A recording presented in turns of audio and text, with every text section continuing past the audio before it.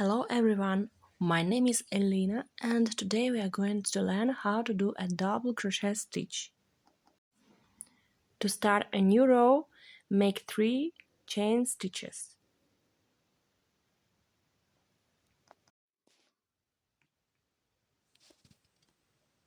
In this moment, we should turn round our work and we will start making our first double crochet stitch. Yarn over, insert your hook into the next chain, yarn over and pull up the loop.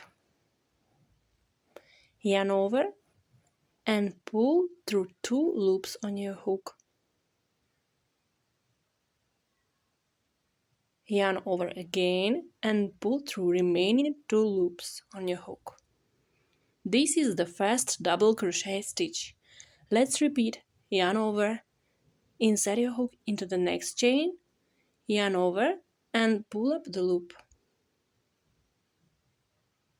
Yarn over and pull through 2 loops, yarn over again and pull through remaining 2 loops. The double crochet stitch is a taller stitch than the single crochet which I have done in the previous row.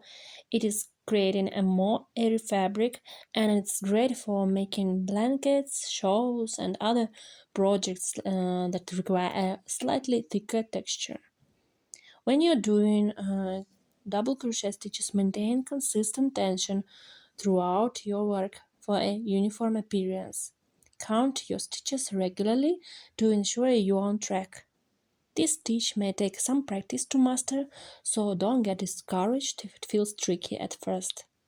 And now that you know the basics, I encourage you to practice the double crochet stitch to improve your skills.